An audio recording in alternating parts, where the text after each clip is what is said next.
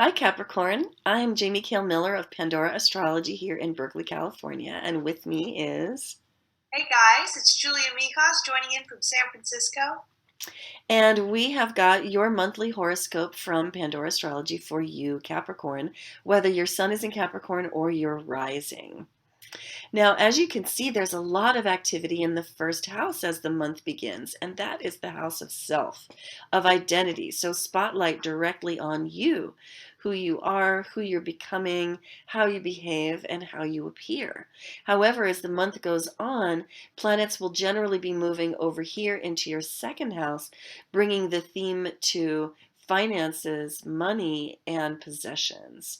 And Julia, I think you've got some thoughts about Mars and Venus and Mercury. I sure do, Jamie. So, Capricorn, I want to start with Mars, a planet of activity. And Mars is going to be in your 12th house for most of the month because it jumps in there on January 3rd. And the 12th house is a very, very hidden house in astrology in general. So, you could be tempted to kind of act behind others' back more than just being really direct and confrontational with other people.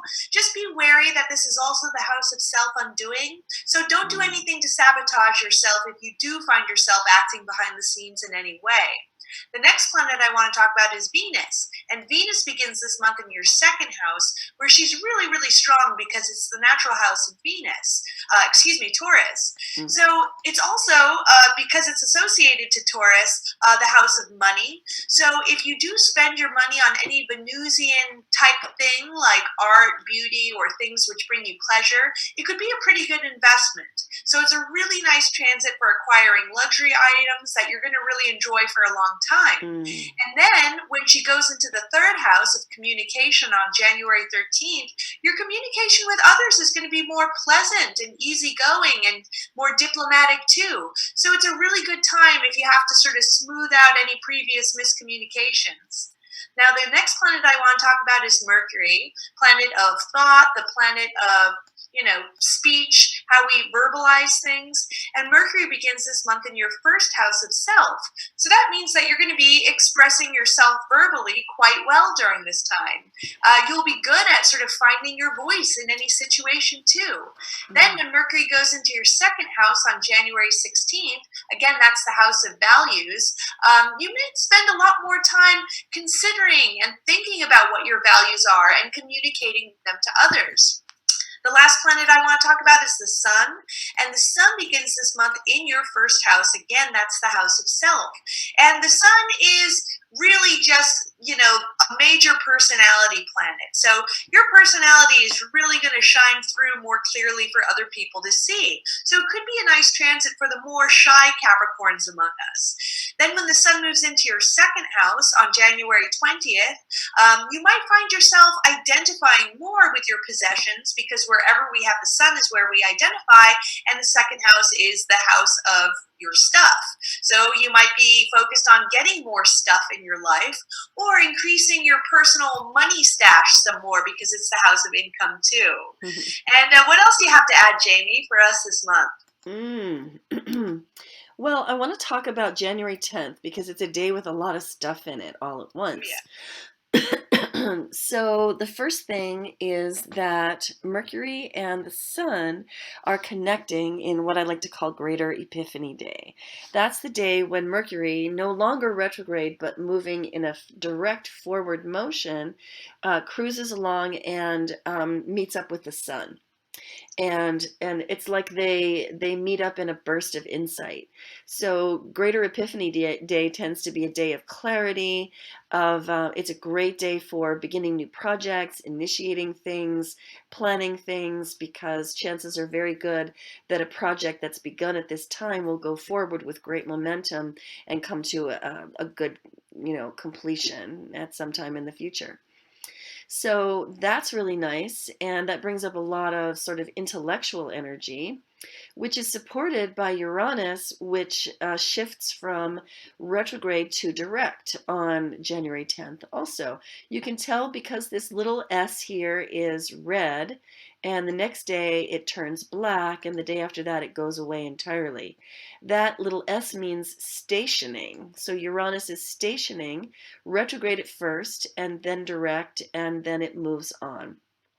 Uranus is the crazy genius in all of us. And when Uranus is retrograde, as it has been for several months now, there can be a lot of frustration, a lot of the unexpected and disruptive things that happen.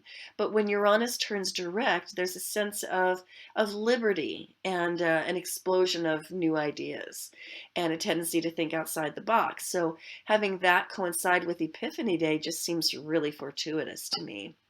Now, the third thing going on January 10th is a lunar eclipse and full moon in Cancer. Here's that moon in Cancer falling in your seventh house, Capricorn, opposite to that Sun and Mercury in Capricorn, there in your first house. Now, the Sun being in your first house is really just to say that it's your birthday month, and it's time for focus on you. And the Sun is really strongly supported by all of these other Capricorn placements, so that there's a really big emphasis built right into this lunation that has to do with being strong, being stoic, being tough, bootstrapping yourself. And so this is pulling very strongly in that direction. But the moon is pulling in a very opposite direction. And a lunar eclipse can be rather dramatic, so it wouldn't be at all surprising if the Capricorns of the world during this eclipse get some enormous comeuppance in the form of some kind of emotional outburst, either in yourself or in somebody that you live with or who cares about you.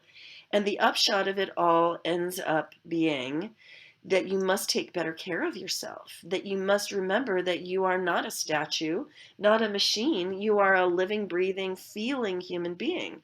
You have an emotional life, you have a home life, and that has to be brought into balance, even with ambition like yours. So, and that could come down a little bit dramatically sometime in the 3 days surrounding the eclipse. Now, there's one last thing going on at the end of the month. We're going to watch the moon come on around here to Aquarius, where it meets up with the sun. There it is for a new moon here in your second house of, as Julia was saying, finances and possessions. So a new moon is a time of new beginnings. This particular new moon is not an eclipse. Thank goodness. Eclipse season is over by then. And we won't have eclipses again until probably August. Or August, or yeah, August probably. And so this new moon is in Aquarius, which is a very intellectual air sign. And so it's going to be a very thinky new moon. And it's probably going to have to do with themes of groups, community, and tribe, and themes of discovering who you are as an individual in the context of the groups that you're a part of, and how they contextualize you or make you feel like a misfit. So if you want to find out more about this new moon or about the eclipse in Cancer, you can find our January 2020 playlist. And there will be a couple of news videos there that you can check out and find out more about those things and other things that may be affecting you this month. And let's see, what else did I want to say? Goodness, if you haven't gotten your birthday reading this year, you really should think about doing it, because it's the very best way to get your year started with a bang, with you in the driver's seat, with you knowing what the year is going to be all about and helping steer it in the direction that it already wants to go. Let's see, what else? My goodness. Plant seeds that are financial. With that new moon in your second house, I'm just realizing I didn't say that. Yeah, plant financial seeds. Plant dollars and may they grow into millions. Yeah, I think that's all we have for you, Capricorn. I hope you enjoyed it. We certainly enjoyed making it for you. And check out your horoscope on our website, pandoraastrology.com/horoscope, or you can always find them organized into a playlist for your viewing pleasure on our YouTube channel. And we'll see you around the cosmos. Bye. Bye bye.